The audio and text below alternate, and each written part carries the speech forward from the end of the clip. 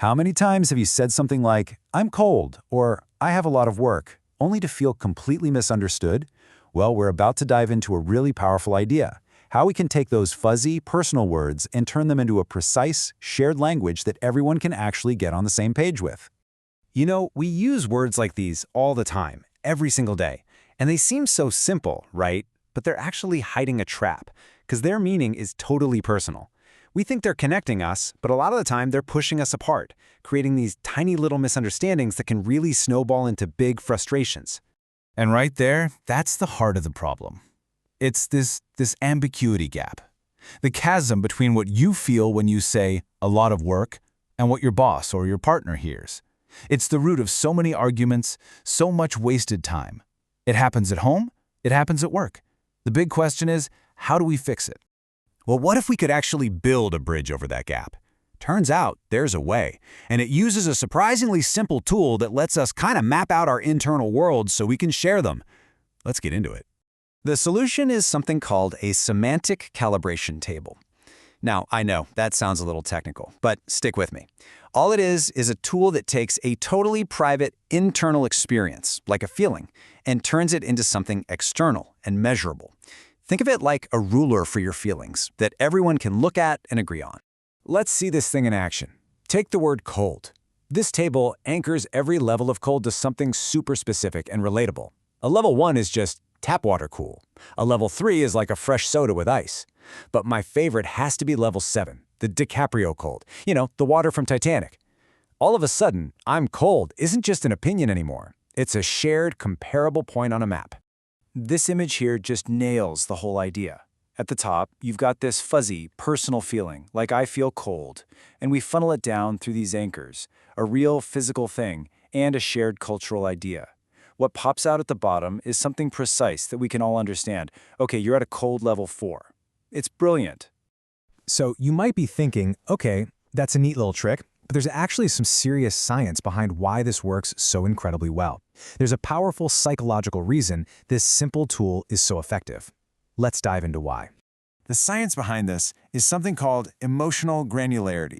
It's basically your ability to get really specific and precise about what you're feeling. It's the difference between just saying, "I feel bad," and being able to say, "No, what I'm feeling is disappointed and a little bit frustrated." It's like upgrading your emotional vision from black and white to 4K ultra-high definition. Just look at the difference.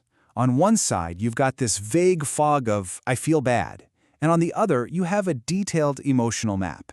And you can only start to solve a problem when you know exactly what the problem is, right? And this isn't just a nice to have. The science on this is super clear. People with higher emotional granularity are way better at managing their feelings, they pick better strategies to deal with stress, and they actually have a lower risk of things like anxiety and depression. It just leads to a richer, healthier inner life. And this brings us to a totally mind-blowing idea from the theory of constructed emotion. It says that language doesn't just put a label on a feeling that's already there. No, language is the tool our brain uses to build the emotion in the first place. Your words are like the Lego bricks of your reality.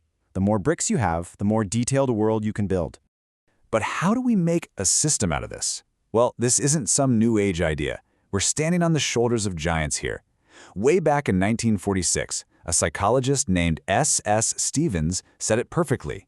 Measurement is just assigning numbers to things according to some rules. And that's exactly what we're doing.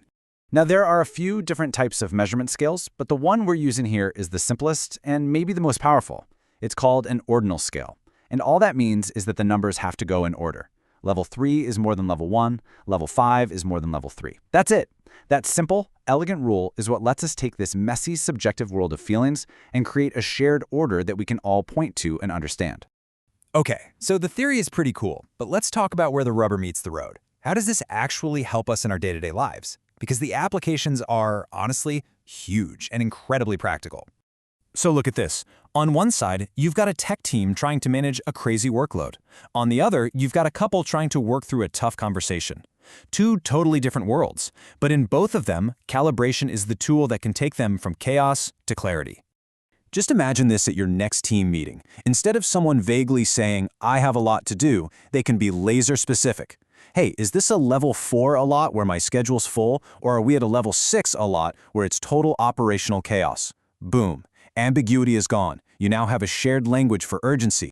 And it's just as powerful in our personal lives, maybe even more so. It can turn a fight that's about to happen into a moment of real understanding. It lets you say exactly how you feel and lets your partner know precisely what's going on inside. No more guesswork. Ultimately, what we're doing is building these shared frameworks. This diagram kind of sums it all up, right? You're taking this subjective emotion from one side and objective, real-world data from the other, and where they overlap, in the middle, that's where you create shared precision. Now, here is the absolute best part about all of this. You don't need anyone's permission to start using it. You can start building your own, more precise language with the important people in your life, like right now. So think about it. The next time your team is stuck debating if a task is urgent, or you and your partner are going in circles about what counts as expensive, stop arguing. Start calibrating. Sit down together and define your own 7 levels. You'll literally transform all that vague subjectivity into a clear operational language you can both use. It really makes you wonder, doesn't it? What if the greatest communication tool we could ever have isn't learning another language, but instead just taking the time to build a more precise one together? When we do that, we get the clarity to understand each other, the control to manage ourselves, and that real connection that we're all looking for.